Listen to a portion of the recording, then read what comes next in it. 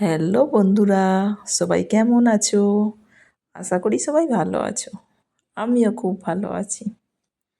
আজ তোমাদের সামনে আমি একটা নতুন রেসিপি নিয়ে এসেছি। রেসিপিটা দেখতে হলে পুরো ভিডিওটা দেখতে হবে। চলো তাহলে রেসিপিটা শুরু করি। প্রথমে তো আমি হাতে সর্ষের তেল মেখে নিলাম, কারণ আমি যেটা কাটছি এটা এঁচোড়। এঁচোড় কাটতে গেলে আগে হাতে সরিষার তেল মেখে নিতে হয়, নইলে ওর যে আঠাটা থাকে হাতের মধ্যে লেগে যায়। তো সেই জন্য আমি আগে হাতে সর্ষের তেল মেখে নিলাম। এবার আস্তে আস্তে এঁচোড়গুলোকে কেটে নেব। এঁচোড় কাটাটা একটু কঠিন, তো তাও আমি পারি বলে কোনো অসুবিধা হয় না। আমি এঁচোড়টা কাটতে বসে গেলাম। আর আজকে আমি এঁচোড়টা বানাবো একটা অন্যরকমভাবে। অনেকেই এঁচোড় চিংড়ি খেয়েছো, এঁচোড় পোস্ত খেয়েছো। আজ আমি যেটা দেখাবো সেটা মেটে এঁচোড়, মুরগির মেটে দিয়ে এঁচোড়। তো তাহলে ভিডিওটা দেখো, পুরো ভিডিওটাই দেখো, তাহলেই আমার রেসিপিটা পুরো বুঝতে পারবে আমি কিভাবে রান্নাটা করছি। চলো তাহলে আমি এঁচোড়গুলোকে ভালো করে পরিষ্কার করে কেটে নিচ্ছি।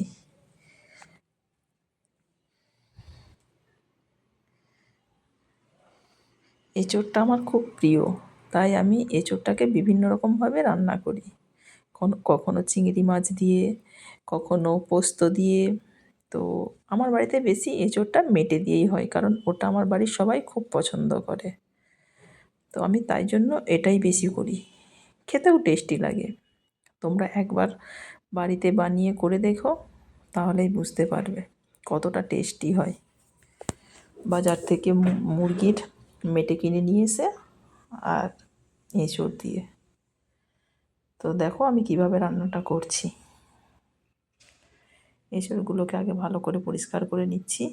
এঁচোড়ের ভেতরের অংশটাকে ফেলে দিতে হবে, তারপর এঁচোড়টাকে কেটে নিতে হবে। এঁচোড়টা কাটতে একটু টাইম লাগে, অনেকেই হয়তো আবার এঁচোড় কাটতে পারে না। আস্তে আস্তে চেষ্টা করলে ঠিকই পারবে।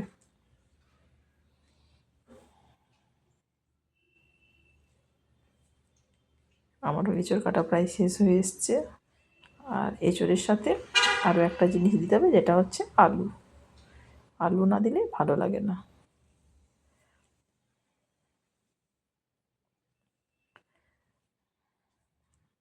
আমার এঁচোড় কাটা প্রায় কমপ্লিট।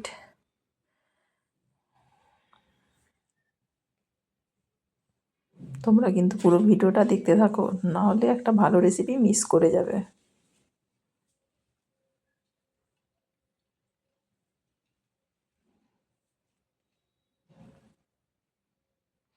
এরপর আমি আলু কাটতে বসলাম।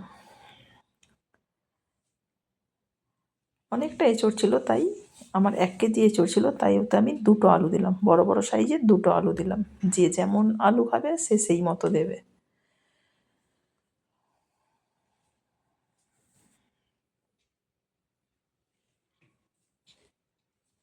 আলুগুলো একটু বড় বড় করেই কেটে নিতে হবে, নাহলে এঁচোড় তো বড় বড় করে কাটা আছে, আলুগুলো গলে যেতে পারে।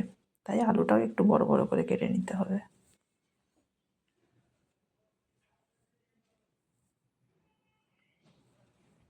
আমার আলু কাটাও কমপ্লিট।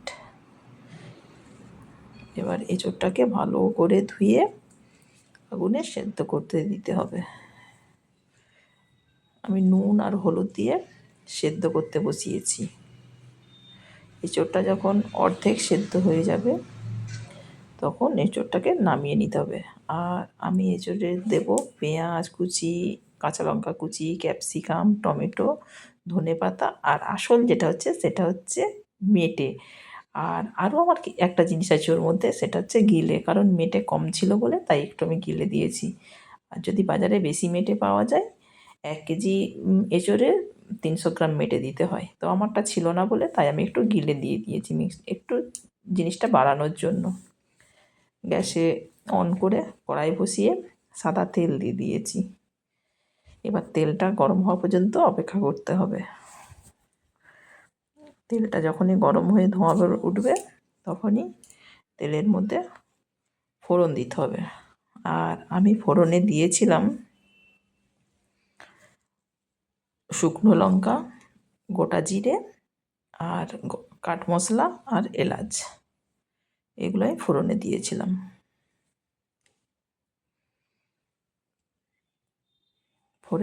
ফোড়নগুলো যখন লাল লাল ভাজা হয়ে যাবে, এবার ওর মধ্যে দিতে হবে পেঁয়াজ কুচি,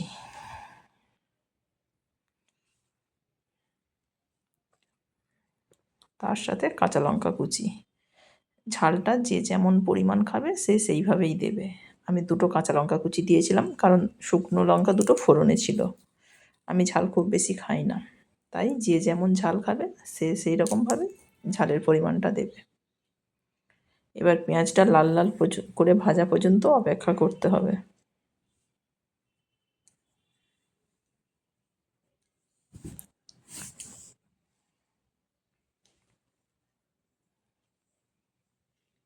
পেঁয়াজটা যখন লাল লাল ভাজা হয়ে আসছে, তখন একে একে আমার বাকি সব মশলাগুলো দিতে হবে।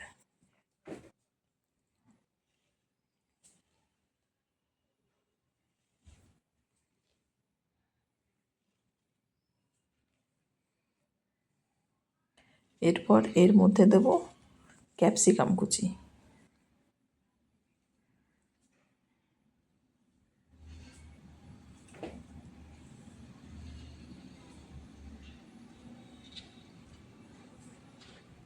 একটা 1 কেজি এঁচোড়ে একটা ক্যাপসিকাম দিলেই হবে, আর দুটো পেঁয়াজ দিলেই হবে।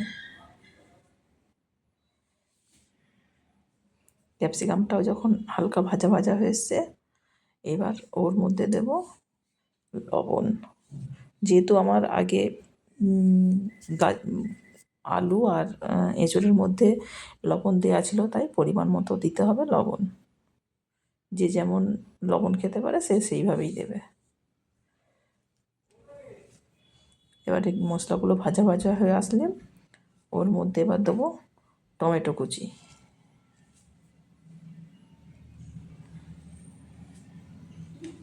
যখন পেঁয়াজগুলো লাল লাল হয়ে যাবে পুরো,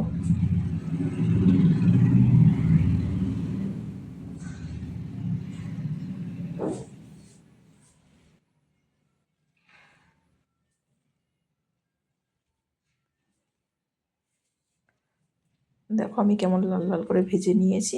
ঠিক এইভাবেই লাল লাল করে পেঁয়াজগুলো ভেজে নেবে।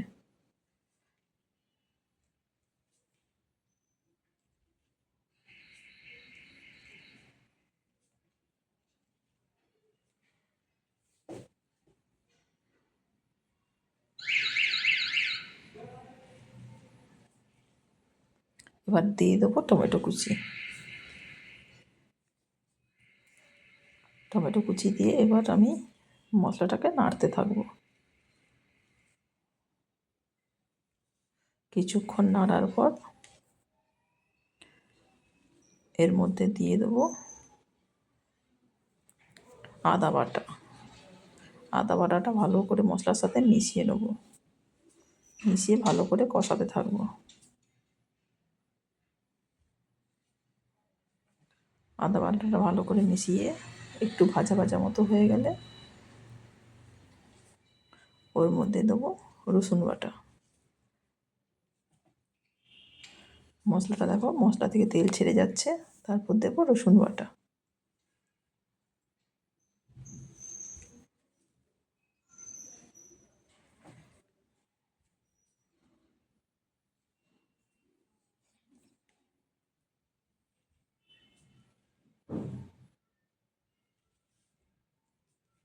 মশলাটা ভালো করে ভাজা হয়ে গেছে।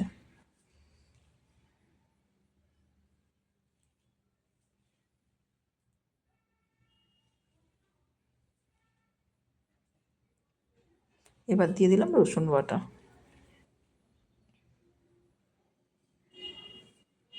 রসুন বাটাটাকে ভালো করে ভেজে কষে নিতে হবে।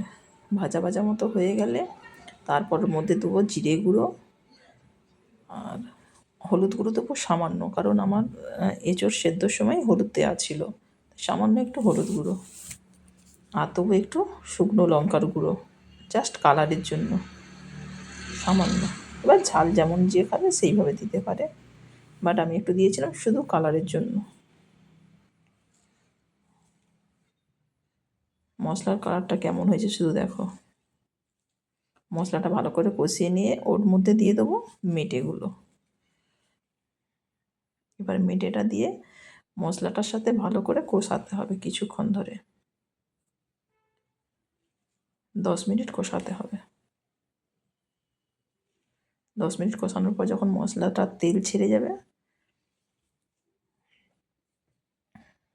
ভালো করে কষিয়ে নিলে মেটের যে একটা হালকা গ্যাস আছে সেই গ্যাসটা থাকবে না।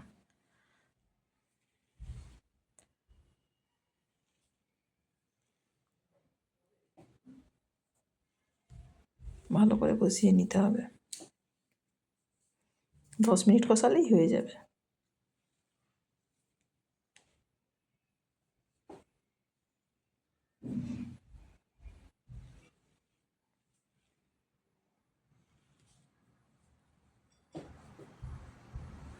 যখন কষানো মেটে বা মশলা থেকে তেল ছেড়ে যাচ্ছে, তখন এঁচোড়টা ওর মধ্যে দিয়ে দিতে হবে। এবার এঁচোড়টাকে ওই সব মশলার সাথে ভালো করে কষাতে হবে কিছুক্ষণ সময়। কিছুক্ষণ সময় কষাতে হবে। কষিয়ে যখন তেল ছেড়ে গেছে তখন ওর মধ্যে অল্প একটু জল দিয়ে দিতে হবে।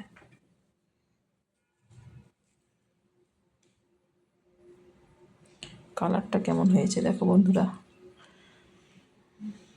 খেতেও যেমন টেস্ট হয়, দেখতেও তেমন সুন্দর হয়। সবাই বাড়িতে একবার ট্রাই করে দেখো, তাহলেই বুঝতে পারবে। আশা করি সবার ভালোই লাগবে।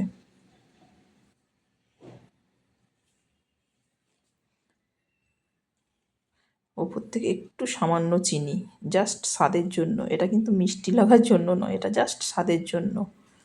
তারপর উপর থেকে ধনেপাতা কুচি আর গরম মশলা দিয়ে ভালো করে নেড়ে চেড়ে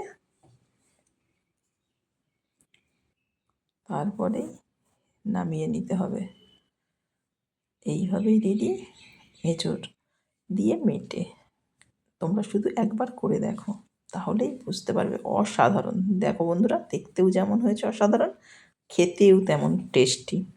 আমার রেডি এঁচোড় মেটে আর ডিমের তেলানি।